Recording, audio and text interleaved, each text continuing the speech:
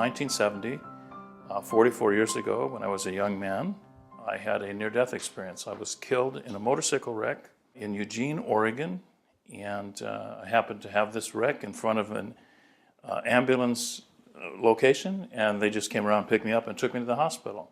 They put me in the ICU, the intensive care unit, and about 3 hours later I went into a coma. I had rather extensive, there's scars here on my wrist and stuff, leg injuries. I have steel in my femur here. I have lost the kneecap on my right leg. I had part of my wrist was up here by my elbow, pushed up under the skin. I was pretty well destroyed. So 3 hours later, I went into a coma, and I went out of body. When I was about 5 years old, I was recommended to go in for a tonsillectomy because my tonsils were supposedly infected, and it turned out that they actually weren't, so the doctor didn't take them out, but I did go through the operation. What happened was they took me into the operating room, and in those days they had a big mask that they put over you for the anesthetic. It was a little different than nowadays. And when they put the mask over my face, he said, he just said, breathe deeply. So I breathed, and it was okay, pretty much, except that, of course, I went out right away, which I would, being 5, The next thing I knew, I just shot up out of my body. And for a while, I looked down and saw myself, being operated on and stuff. And I thought, that's interesting. I was just looking at myself and them. And I became aware of my clairvoyance at the age of 14 through a near-death experience. Off and on for 6 years, I just came to a point where I began to hear, feel, and see. I had a second near-death experience at 41 in a head-on collision, and in that experience, all I can remember is rising above my body into a vibrant green light, and when the two cars hit, I never felt anything. I wasn't present. It was as if I was hovering above my body. I could see myself very clearly. I could see myself three-dimensionally. My consciousness was floating above my body. The thinking part of me was up here. This down here just felt like a shell, but it was my shell. I totaled my automobile, and my spirit and soul immediately left my body in the car and went through the tunnel we hear people talk about quickly, all the way through to the other end and out the other end into pure white light. I also was spoken to with a voice, what some people call a conversation with God. I was told immediately when I entered the pure light by a male voice, and we all hear whatever voice we need to hear in whatever language in which we need to hear it, telling me, Lewis, you were called here to have this conversation and to be sent back because you are not doing your work. The being of light is definitely a being, but not with a face, a figure, anything else. It's more of an energy center. It's a white light that's described as having gold around the edges, if you wish. It's the brightest, prettiest, most loving light I've ever seen. I've never been so in love or at home or with my family or with, it's where I'm from. And I felt that this being and I had known each other for, I use the term thousands of years or eons. We'd always known each other. There was no beginning, no end to how long we've known each other. If you think of each of our consciousnesses as one little grain of sand and infinite intelligence as the whole beach of sand, I was plugged back in, my little grain of sand was back on the beach, where I belonged, where I came from. And then I saw somebody come up to me in a black dress, and it was my great-grandmother, whom I'd actually known until I was she died when I was, I think, 2.5 or something like that. I called her Gaga, everybody called her that, and I said, oh, Gaga, I haven't seen you in such a long time. And I put out my hand, she took my hand, and she said, well, you're just here for a little visit. I remember being in like a corridor of like a building that we had gone into, and there was a long corridor with doors off of it, like a school. It had, like classrooms, different rooms. Well, they opened the door to the classroom, and they said, you can look at this, this is a classroom, people are learning things. And they were at a keyboard. They were actually, and you have to realize this is like 1951, because I was born in 1945. There were no such things as computers, especially personal computers. They were big, huge, room-sized things then in those days. And nobody had ever heard of such a thing. There were typewriters, of course, but these were not keyboards like that. They had little squares, and they also lit up. I could see the light underneath them, like some were blue and some were red and some were green. And I remember that the man told me, he said, "You will see these later in your life." But I did have an encounter in that encounter with a fellow who came to me and introduced himself as Ben. He said that he had come to be with me in this moment so that I would not have to have the experience alone, and told me that the only thing that I needed to know moving forward from this experience is that I did not have anything to worry about, because I was hurt. I was hurt, and I was trapped in the car for 45 minutes. But he had the most beautiful eyes I've ever seen, and was very gentle. He called me by name from the first meeting. He spoke very softly and very gently. As soon as he touched me, I completely went limp. But then as he stepped back from the car, he said, "I have to go now," and smiled and vanished in thin air. And I knew I had literally been touched by an angel. I was in this state of consciousness which was with my soul and my spirit at this source. I was no longer in my body at all. I said, "Well, I surrender. Take me. I'm yours. I will do your work." And I was told immediately, "No, it's not my work you need to do, Lewis. It's your work." I then asked, "Well, what is my work?" Since I was in a place where all knowledge is known and I could feel that, I assumed I was going to be told what my work is.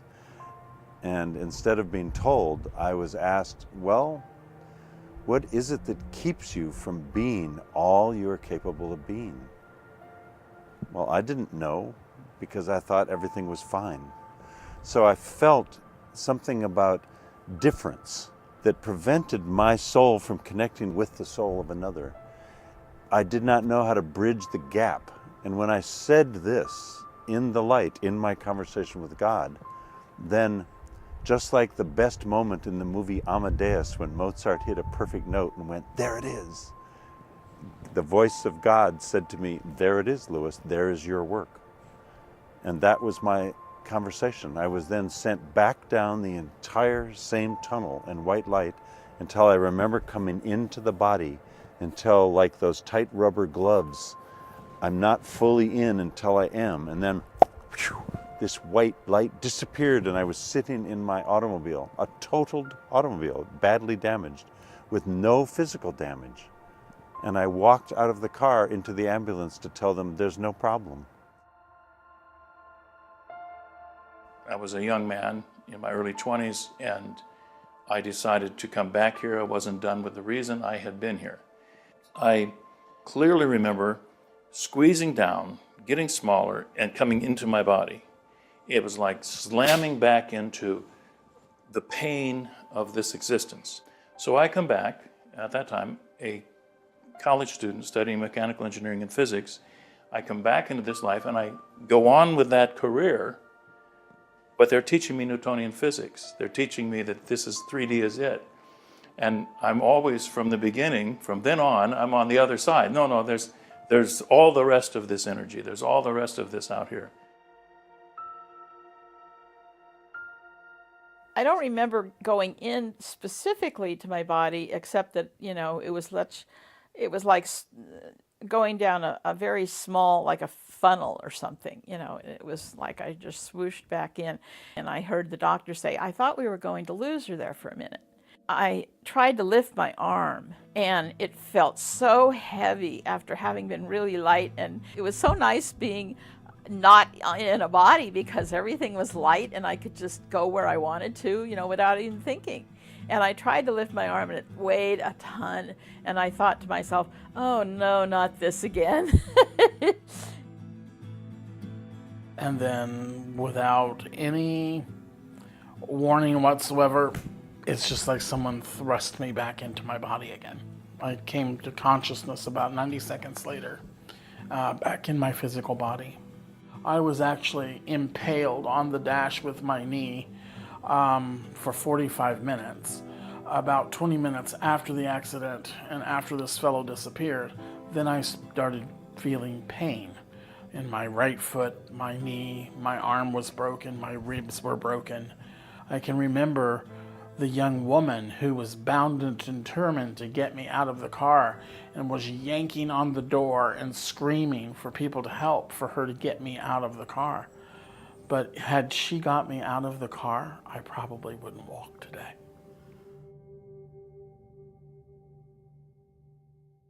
First off, when I had the near-death experience in 1970, I started talking about it. And I was on the head injury floor, and so the chief psychiatrist wanted to put me in the nut house because this isn't true. What, do you think you're Jesus? You died and you came back? What is that? You're crazy. So he wants to throw me in the nut house. And the nurses, they know, they've heard, they've seen it too many times. And they're hugging me and say, shh, don't. Yeah, but it's true. I got to tell him. So he's saying to me, so you think you're Jesus? And I say, look, I went there, I did it. You got a degree, you're a doctor and all that, but you've never been there. And you're telling me it doesn't exist because you have a degree? I believe they may have given my body painkillers, but I was out of the body. So people say, well, it's a drug effect in your mind. No, I'm out of the body. I remember coming back into the room and coming back into the body and seeing myself and coming into it. I finally get out of the hospital. I go to the pastor at my church, and he says, well, it can't possibly be true because it doesn't agree with Scripture. And I said, wait a minute. It doesn't agree with your interpretation of the Scripture. It's true, I went there.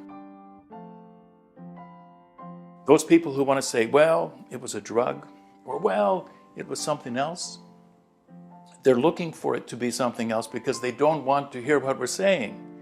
I would say not to let other people discourage you. Some people let other people say, oh, well, you couldn't have seen that, or you couldn't have, da-da-da.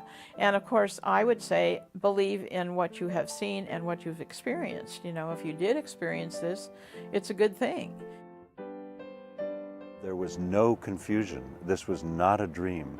This was my real experience of my soul outside of my body, outside of my personality, outside of my ego, and outside of my human form, having a real experience at what I call the source of all energy and all spirit from which we all come. Just when I say I've been in the light and experienced all knowledge, where there's nothing but love and light and truth and peace and grace, are still not enough when you add all the words together to fully describe what I experienced. It was more real than this reality. We all remember that experience better than anything else in our life. It is embedded in us. It is burned into our mind because it was more real. So for people, how to believe it, they always want me to give them that one. How to believe it. Walk a mile in my shoes? Go have your own near-death experience? Here, let me get a gun. We'll shoot you, see if you die. We can't do that. So they want to know, like I do. I was lucky to be killed. Think about what I'm saying. I was lucky to be killed and then to come back so that I could say all of this and know all of this. Well, my sense about near-death experience is the same as when I hear a story about psychic experience or mystical experience, or in fact, any strange experience. On the one hand, it is somebody's actual experience. So you need to listen to it carefully and compare it against other people's experiences. Then the question is, if it's very strange, if it doesn't happen very often, you have to figure out how to interpret what it means. Some people will interpret a near-death experience as meaning that they have literally separated from their body in some way, and the identification of who they are is no longer like this, it's something else, a spirit, a soul, something like that. It's been very difficult to do scientific research on these kinds of experiences because it's not ethical to try to induce a near-death experience. And they tend to happen spontaneously, so it's very difficult to know when one of it's going to happen. On the other hand, there are instances in which people claim to separate from their body and they can correctly describe things from other positions, other places. That's when I become more interested, because those are things that can be tested. And you don't need to have somebody in a near-death condition in order to test it. So what we have focused on, what my research focuses on mostly, is people who are not near death, but just completely ordinary states, who are asked, for example, to describe something at a distance or that is hidden. And we have pretty good evidence that people can do that. For me to share with you that I have perfect memory of every experience I had in the tunnel and in the light and in my conversation with God, and that I remember it as clearly as I'm talking to you now, is not able to be proven scientifically, because our understanding of the word memory is that it is in the brain, and the brain was in the body, and the body was in the car. So no, I cannot prove to you scientifically how I can have perfect memory of this experience. In standard practice in neurosurgery, the belief is that the brain creates the consciousness. And this is a thing we're taught in grade school, that the brain makes the consciousness. The truth is, and physics is coming up against this one big time now, the truth is that the consciousness makes the brain, and not the other way around. The brain is just like a television set. It's a receiving station. The consciousness exists outside the body. If you think about your consciousness as existing outside of your body, but telling itself that the locus of your consciousness is in your head, so then you're going to experience everything inside the body, then you can see how easy it is to go out of body. You just shift where you're thinking it is. You say, okay, I'm no longer in this computer, I'm out here in this one. Click, now I'm out there. Okay, now I can look down at my body. Okay, if I want to make my locus back inside the head, click, I'm back in here. Can we demonstrate that consciousness is non-local? And by that meaning that you can gain information from a distance in space or time. The answer is yes, because we've done experiments to test whether that is possible.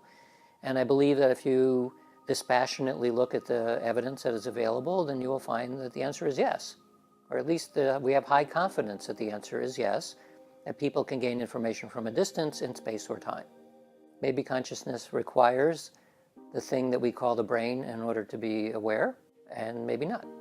Maybe any sufficiently complex system would do, but we don't know yet.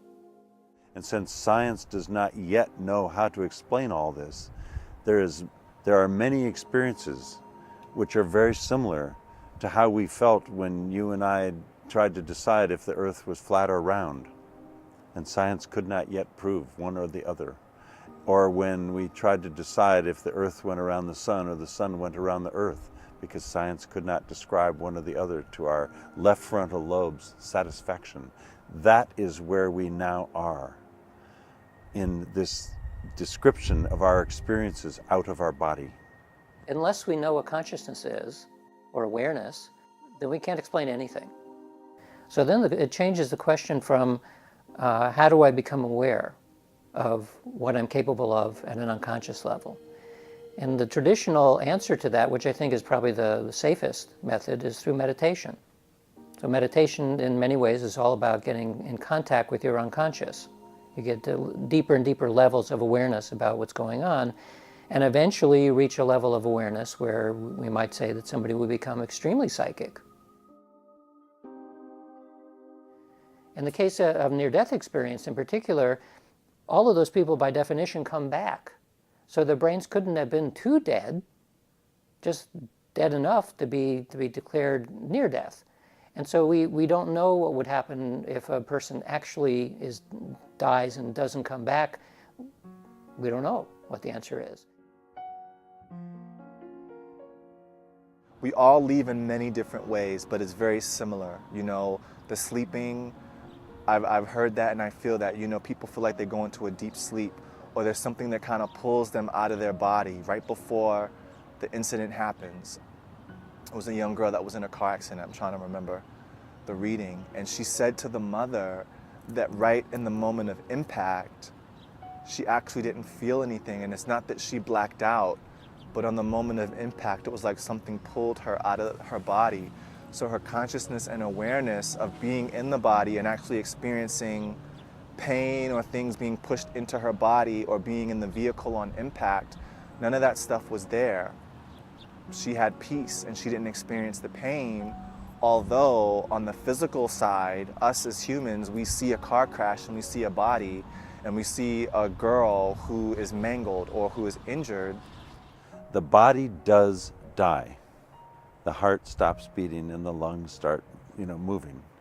And yet those of us who have had any form of being out of our body are convinced that our soul and spirit survives and does not die. In fact, never dies. Most common, what they say to me is it's like flipping a switch. It's done. It's an instantaneous process. In some cases, though, people have so much fear of passing that they hold on and they grab. In some cases, I think it can actually make it much more difficult if there's a lot of fear around the actual passing. So I've actually helped my father in his 90s and my mother in her 90s both understand with my guarantee where they are going with no fear, and it has helped them leave in peace.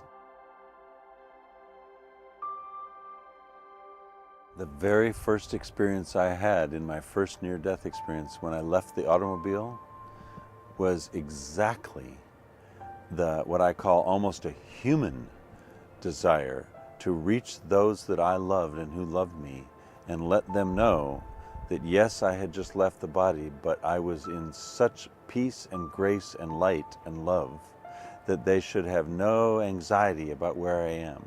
They can have human sadness that I've left that form, and they should have no sadness about where I am. That was the very first thing I wished I could communicate to them. Once you understand from the near-death experience that the afterlife is real, then you will want to maybe talk to your relatives who are sitting over there, the ones who are passed on, the ones you love, your grandmother, things like that. And when you start wanting to talk to them, and you do talk to them, things begin to change. So this is why you want to know your relatives. They do love you. They're still over there.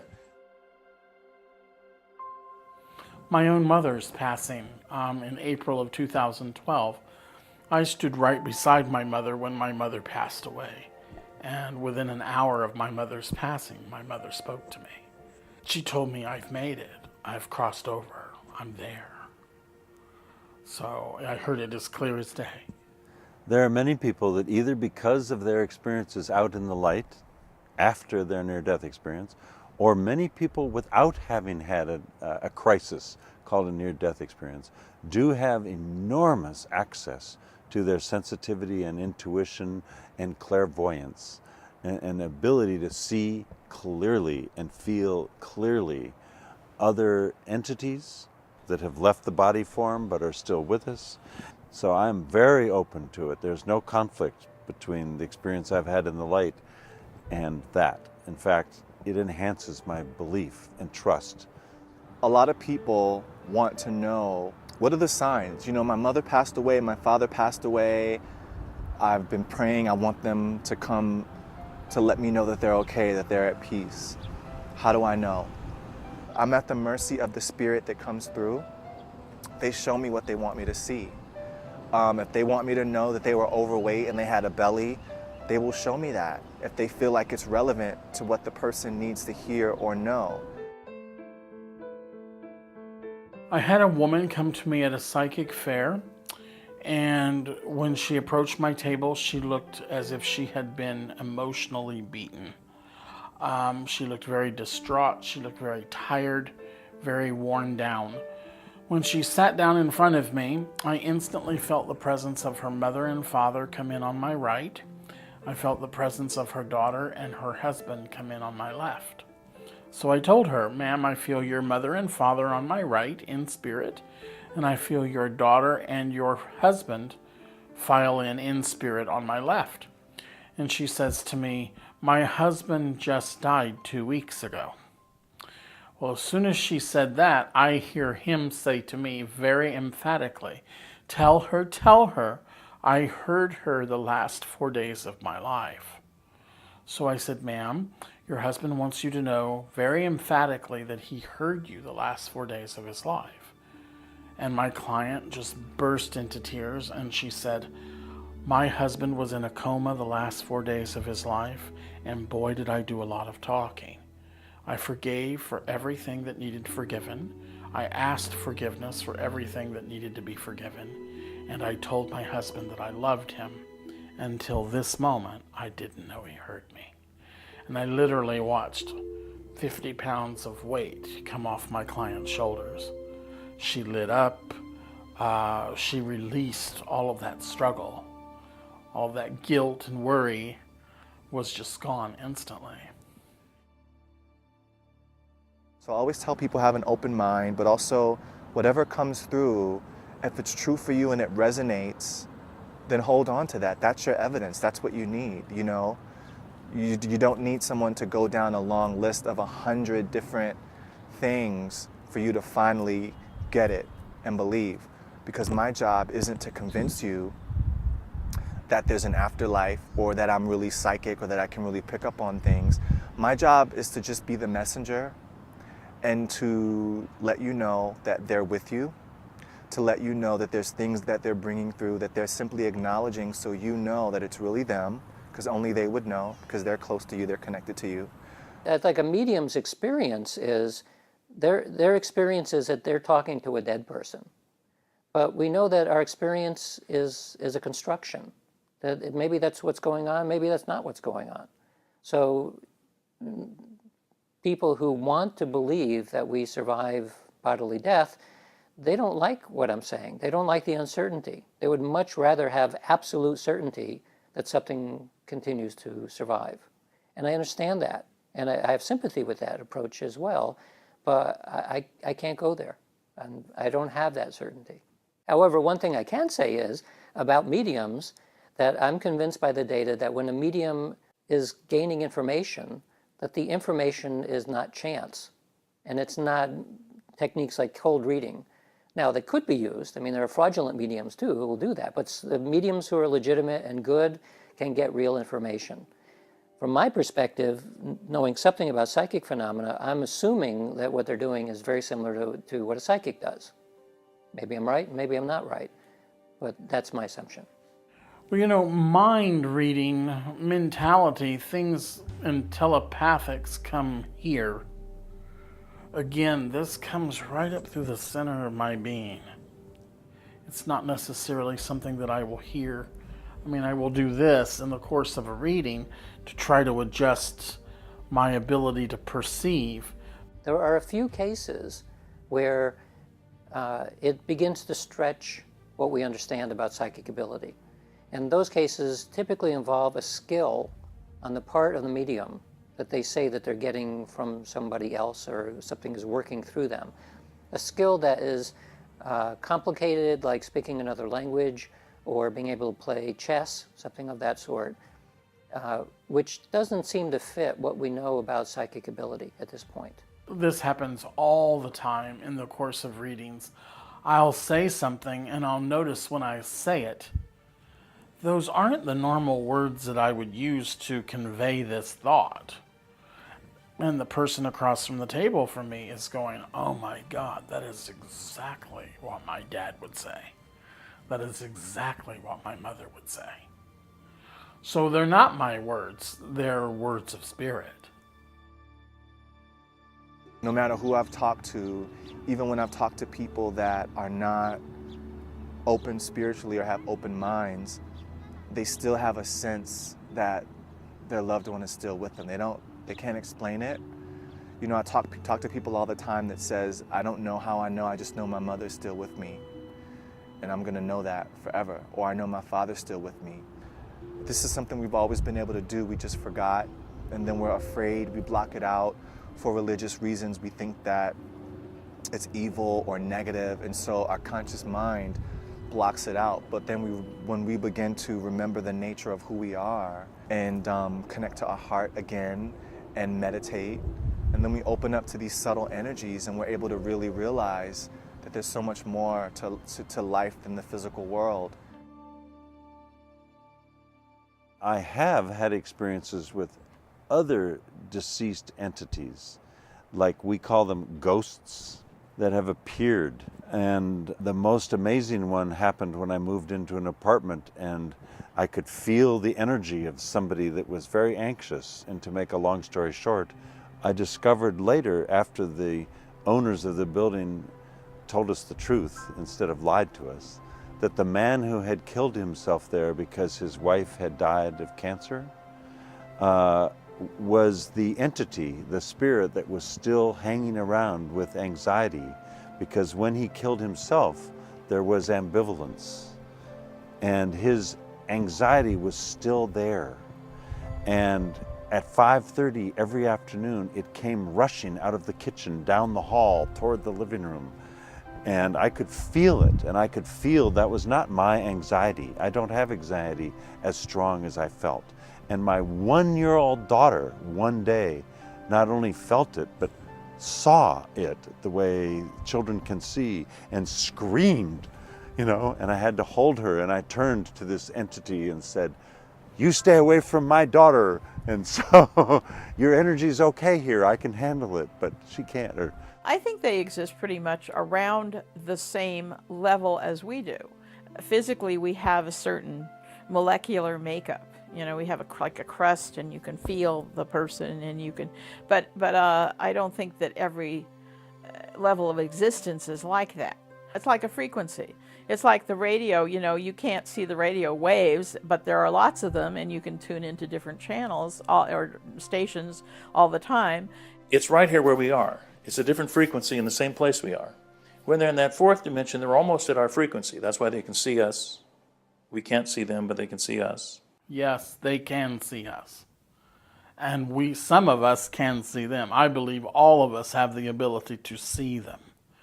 But if we don't believe in them, or we choose not to activate them, they're not going to work. But it is very clear in Corinthians, in the Bible, that unto all men are given equally, liberally, of these gifts, as much as he would will. I now know or believe, based on my own experience, that there is much that we cannot see, but we can feel. So when I hear things like the string theory and others in quantum physics, all of it are examples of science beginning to understand and to explain what until now has never been able to be explained. What's important about quantum mechanics is that it's the best physical theory that we have. It describes the physical world as accurately as any theory that we've been able to develop so far. So we're physical creatures, we live in a physical world. Physics has to be compatible, at least, with the kinds of phenomena we're talking about. So if somebody claims that they can project their mind somewhere and get information from a distance, physics has to allow that, because otherwise it doesn't make any sense. So up until perhaps 100 years ago, with classical physics as the best description, there wasn't any way that physics would even allow for these kinds of phenomena. So somewhere about 100 years ago, a little bit more now, the idea of multiple dimensions came along. And so people doing my kind of work suddenly became very interested in the possibility that there are other dimensions here. Like you go to CERN, for example, and talk to the particle physicists who are beginning to figure out, based on things like the Standard Model in physics, how do we explain why, when you mash together a bunch of protons or neutrons, why do you get the result that you get? Well, there's a bunch of particles. Well, some of those theories require that you'd need more than 3 dimensions of space and 1 of time in order to describe it. So that's how you begin to find out these other dimensions.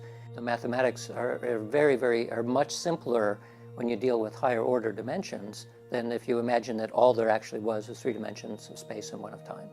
So that's where the comfort comes from in physics, that the mathematics say, well, there ought to be 11 dimensions, because then everything kind of works really nice.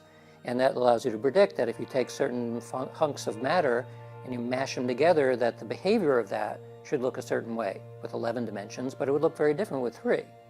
And physics says we have 7 levels in string theory and 1 more level in M theory for a total of 11 dimensions.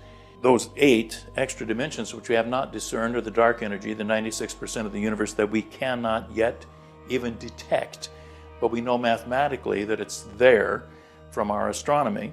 We know that the dark energy and the dark matter exist and make up 96% of the universe, which we don't yet see.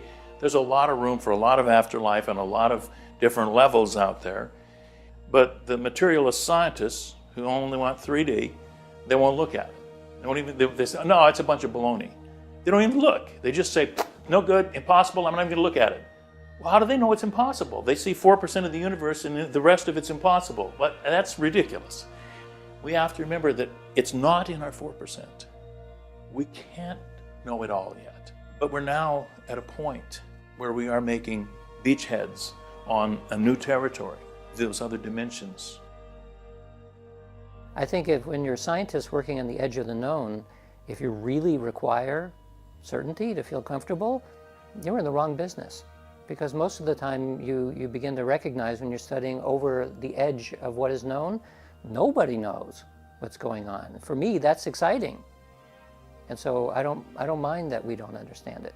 The challenge is, how do we become clever enough to be able to study that unknown space and begin to understand it?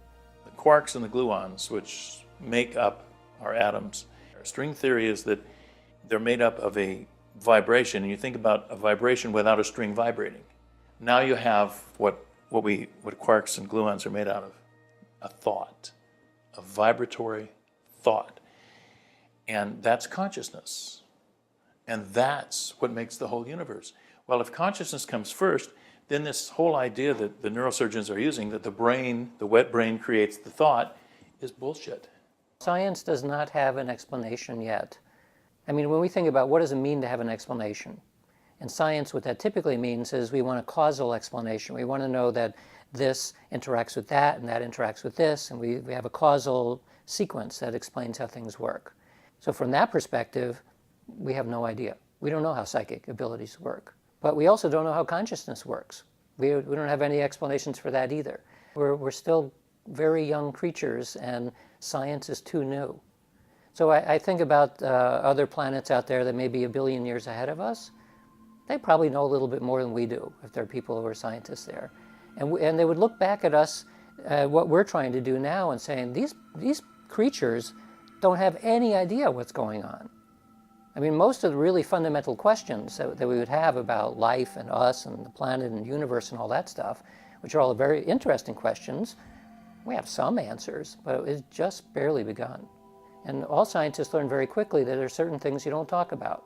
You don't push against the social environment in science, because if you do, you won't have a job. You won't be able to do what you want to do.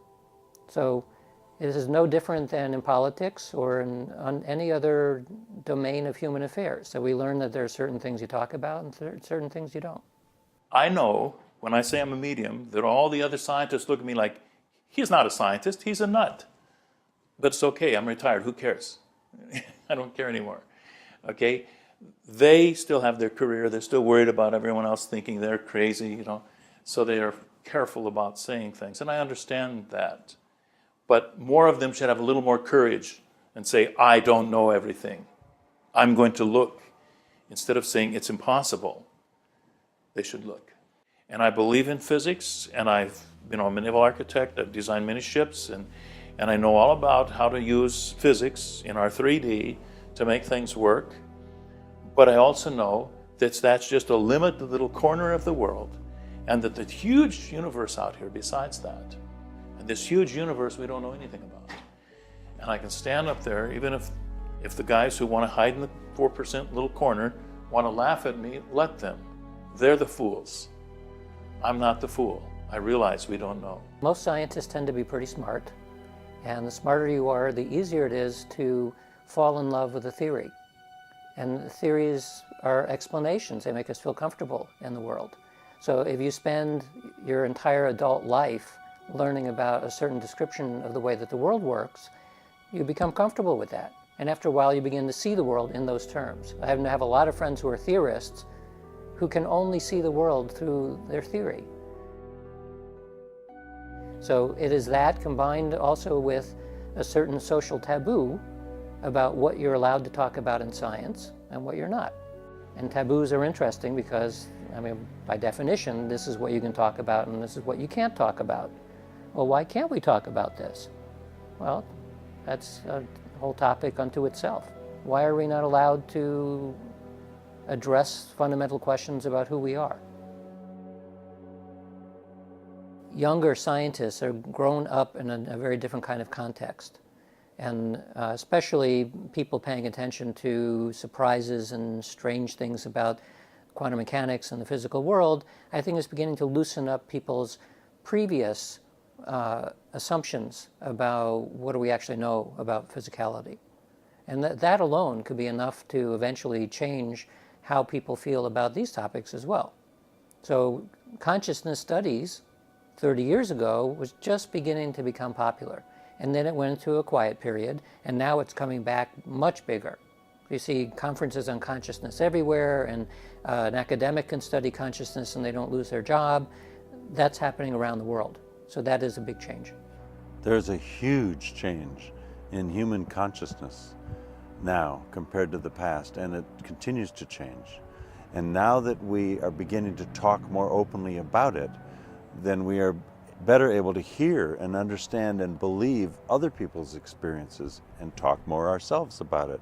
And that change is happening very quickly. It's true that because of rising interest in consciousness studies, that some of it is science, but a large part of it is also scholarship and philosophy.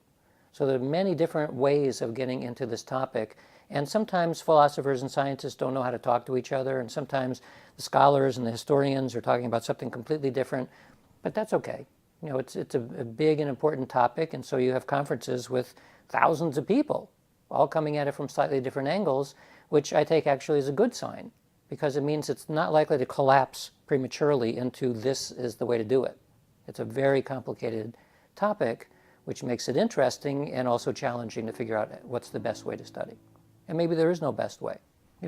Everybody has their own best way. My experience in the light enabled me to feel a deeper sense of spirituality, less defined by any one religion or another. So all religions, in my opinion and experience, have true spirituality at the core. And all religions, to different degrees and in different ways, are guilty of a form of righteousness that has the details of their description be perceived of as the correct ones and the others the wrong ones. So the more we come together as one and realize the common goals we have and listen to each other's spirituality and whatever we believe, actually we will start to learn that at the core we are all feeling and believing mostly the same things, and that the details that are different aren't actually so important that they deserve killing one another over them. I would say we're experiencing a spiritual evolution. 70% of Americans do believe that there's an afterlife. Okay, around 35-40% truly believe in mediums, being able to talk to the other side. I have seen a tremendous increase in the last 2 years, but I noticed the increase probably about 5 to 8 years ago begin.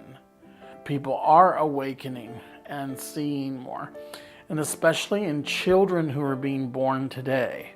They're being born much more perceptive, much more psychic, much more clairvoyant, much more empathic than they've ever been before.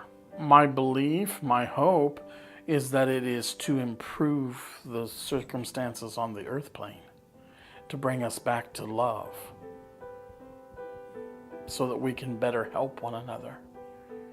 I don't think that that experience necessarily changes you per se into a person who's selfless and helpful and all that, you know, and good and whatever like that. I think people have been having that experience for centuries, but they may or may not have gotten more enlightened afterward. Hopefully that they would be. And it's kind of nice to think that the world would someday turn into a place that people would want to stay and want to live. But the fact is that I guess we're in the world because we are supposed to be presented with problems to solve, and that's the way we're trying to do it.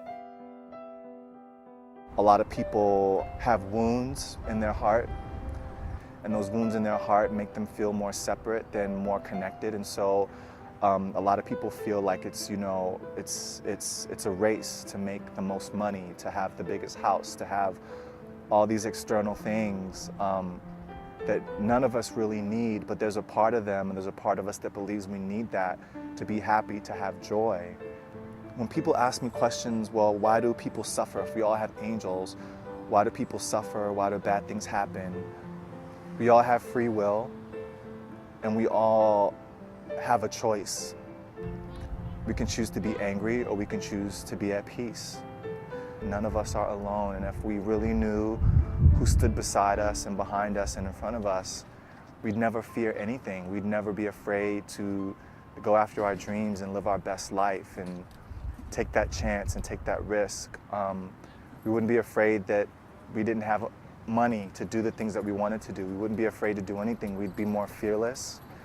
And we would walk with blind faith, just knowing that everything was always going to work out and that we'd be okay. As my friend and spiritual teacher who passed away would say to me, every moment, every breath is a moment of creation.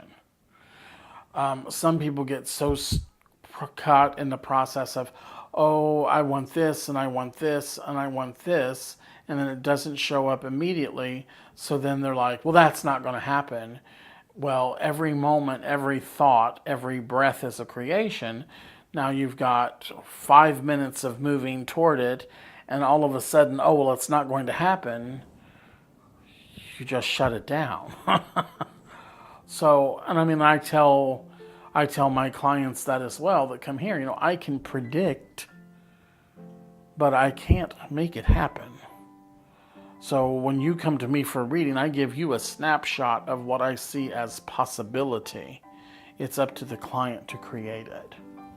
We project our own energy. Have you ever had a day that just started out to be the absolute worst day and you were in the absolute worst mood and it just progressed through the entire day? That's because your energy is progressing negativity. If you can stop, take a breath, refresh, and refocus, I tell people, turn on your GPS. Turn on your GPS. When you get up in the morning, when your feet hit the floor, you state what you want your day to be. Just believe in yourself and what you see and what you know. And if you're doing something good and trying to be, you know, trying to be good and beneficial to the world, then the things people say are not, they're not real. They don't matter. So that's what I usually say, you know. Just believe in what you have as your own intuition. There are only two ways, fear and love, nothing else. The rest doesn't exist. And fear is false. We use it, false evidence appearing real, F-E-A-R. False evidence appearing to be real. That's what fear is. It's not real. It's not real at all. Fears are based on nothing.